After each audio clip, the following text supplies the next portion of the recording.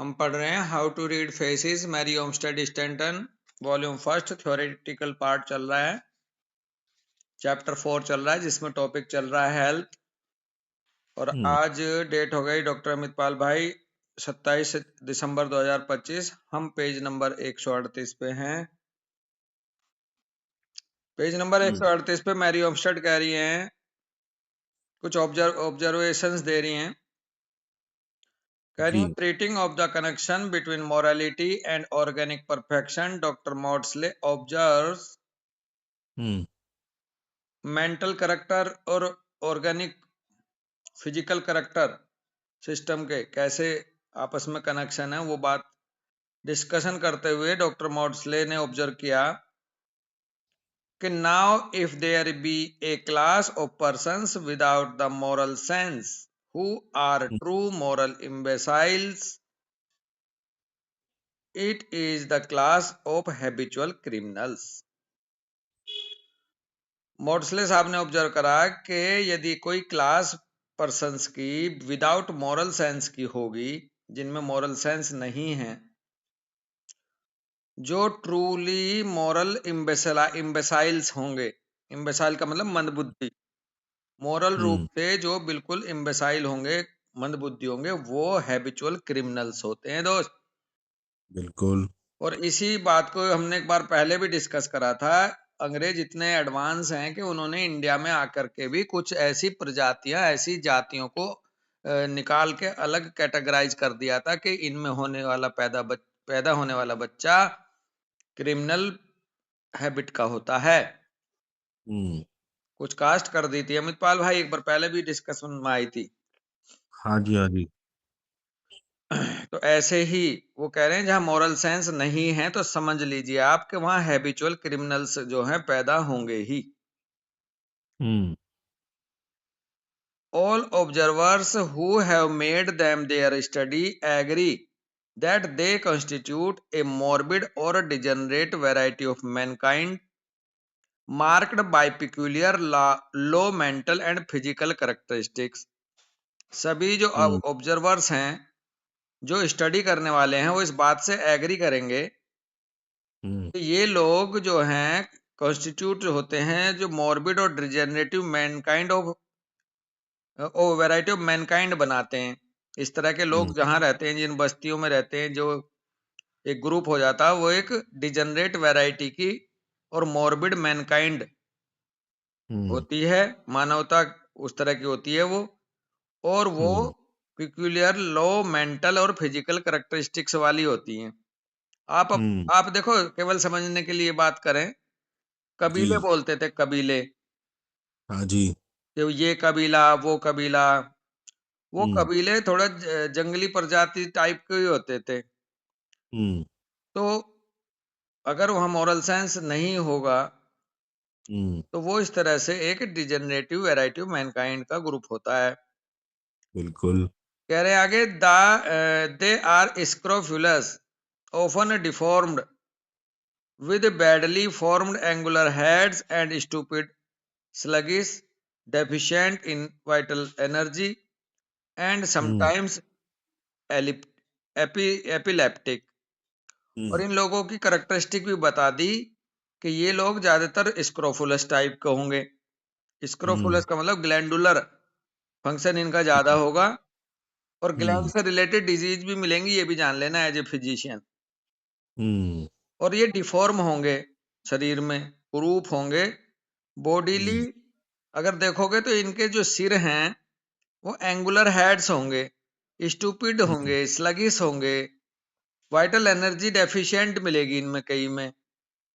और कभी कभी एपिलेप्टिक भी होंगे। एपिलेप्टिक का मतलब होता है इम्पल्सिव, सन की बात झगड़ा करते ही जो आप देखोगे ना, चक्कू मार देते हैं। थोड़ी इतनी बात भी नहीं थी कि चक्कू से गोद देते हैं, किसी को मर्डर कर देते हैं दोस्त का थोड़ी सी सनक में। वो एपिलेप्टिक इम्पल्स का वो है, वो स्वभाव। एपिलेप्टिक बिल्कुल। केवल डिजीज ही नहीं, एपिलेप्टिक कंडीशन वो भी होती है जो सन की होता है, जो इम्प्रपोर्शन रिएक्शन देता है किसी भी एक्शन का, है भैया। बिल्कुल जी, बिल्कुल। They are of weak and defective intellect, though excessively cunning, hmm, and not a few of them are weak-minded and imbecile. मोर्सले साहब ने यह भी ऑब्जर्व करा कि ये वीक और डिफेक्टिव इंटेलेक्ट के होते हैं, इंटेलेक्चुअल पावर इनकी बहुत डिफेक्टिव और वीक होती है, जी, यद्यपि एक्सेसिवली कनिंग जरूर होते हैं। कनिंग हम्म, बहुत मिलेंगे, लेकिन इंटेलिजेंस हम्म, ही मिलेगी नहीं। कनिंग ऐसे मिलेंगे कि दूसरों से पहले खा जाएंगे चीजों को, दूसरे को धोखा दे देंगे, दूसरे से छीन हम्म, लेंगे अपना। हम्म, अब टू मच सेल्फिश होंगे एक तरह से, हम्म, कनिंग।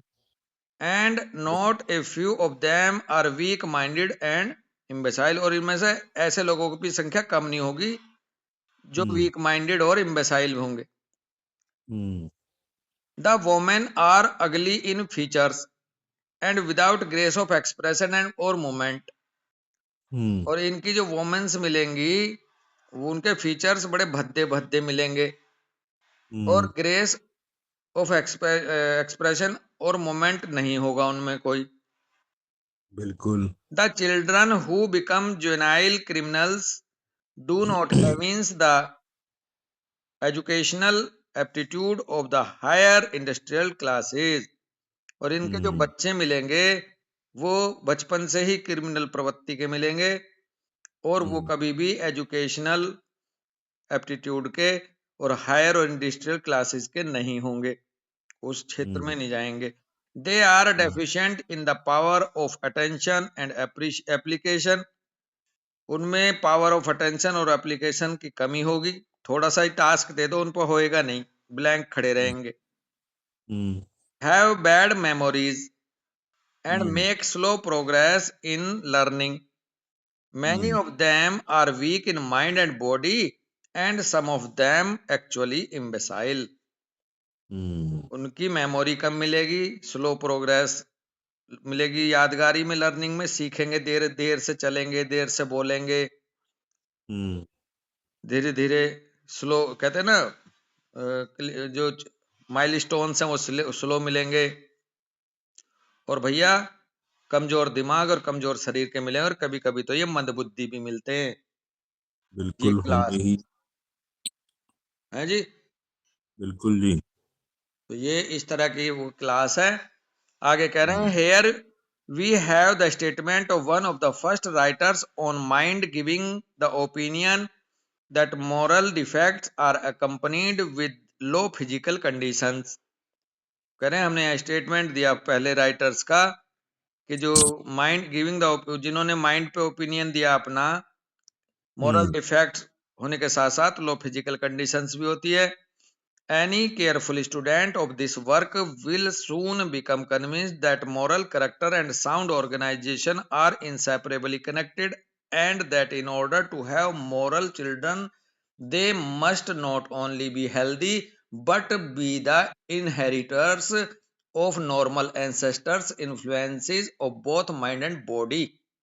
तो लब्बो लवा हम्म, बात का ये निकला कि यदि अच्छे बच्चे चाहता है कोई इंसान, हम्म, ओके, ये मॉरल करेक्टर और शरीर फिजिकल हेल्थ, ये एक दूसरे से इंसेपरेबली कनेक्टेड हैं। तो इसलिए यदि आप ऐसे बच्चे चाहते हो जो ना केवल हेल्दी हों, तो आपको जो आपके गुणसूत्र, आपके इनहेरिटर्स भी हम्म, मॉरल वाले ही, नॉर्मल वाले एंसेस्टर्स होने चाहिए। एक तरह से बॉडी और माइंड जिनके माँ बाप की, पूर्वजों की अच्छी होगी, उन्हीं के बच्चे हम्म, मोरली होते हैं। पहले एक परंपरा थी, राजा के खून को बचा के रखा जाता था, इसलिए धाई माँ ने अपने बच्चे को सैक्रिफाइस कर दिया था। हम्म, उनका मानना था कि राजा का जो खून है, ये अलग ही क्वालिटी का है, इनहेरिटेड हम्म, मोरल्स के रूप में। तो ये हकीकत थी दोस्त। गुड एक बात हेल्थ दूसरी। Is the greatest hmm, desideratum. Desideratum का मतलब है समथिंग दैट इज नीड और वांटेड। हम्म, आवश्यक जो होती है चीज, ग्रेटेस्ट, आवश्यक, आवश्यक। Great health is hmm, greatest desideratum of existence. Without it all the luxuries that wealth can procure pale upon the sense। अगर आपकी वो नहीं होगी गुड हेल्थ, तो कह रहे हैं विदाउट जित कितनी भी लग्जरीज हो आपके पास, कितना भी धन हो, सब बेकार है फिर एक तरह से। Hmm. Only strict adherence to hygienic law can secure a fair share of this most desirable condition. और यदि आप बहुत ही मजबूती के साथ अनुसरण करोगे हाइजीनिक लॉ का। हाइजीनिक लॉ का मतलब है कि जब शादी करने चलोगे तो अच्छे गुणों वाले बच्चों को, अच्छी वैरायटी वाले बच्चों को, moral full family, moral full बच्चे से यदि शादी करोगे तो तभी आप अपने इन गुणों को बचा के रख सकोगे दोस्त। भैया इसीलिए जो पुराने लोग थे वो खानदान देखा करते थे पीछे से क्या है। हाँ, कहते थे इनकी कोई सुसाइड तो नहीं करा किसी ने इनके परिवार में, इनके कोई इधर परिवार से में से उधर कोई ऐसे। गलत मोरल कैरेक्टर का तो नहीं था, लड़का या हाँ। लड़की। हम्म। कहते थे, मोटी सी कहावत होती थी हमारे, मैंने सुनी कि इसकी दादी की हम्म। तरफ कैसी थी, इसकी नानी में कोई कमी तो नहीं थी। हम्म। कभी कभी किसी किसी के पीछे से निकल के आता था कि अरे इसकी नानी तो डूब मरी थी, या इसकी नानी तो वो ऐसे थी तो ये तो ऐसी होएगी ऐसे। हम्म। The greatest talents without health amount to little, and if a man would become proficient as an artist, writer, inventor, or actor, a fine and healthful state of lungs and liver are quite as essential as cultivated brain. हम्म। अरे यदि बंदा एक perfect one बनना चाहता है, actor, writer, inventor के रूप में, तो उसमें उसका शरीर भी मजबूत होना चाहिए उसके ब्रेन की तरह। बिल्कुल। गुड हेल्थ होनी चाहिए। A weak and defective bodily organ will sometimes neutralise completely all the efforts of the most profound and polished intellect.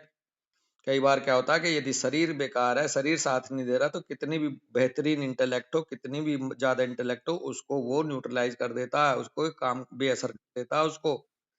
Hmm. It is said that Napoleon lost the Battle of Waterloo through through uh, through suffering from a fit of indigestion.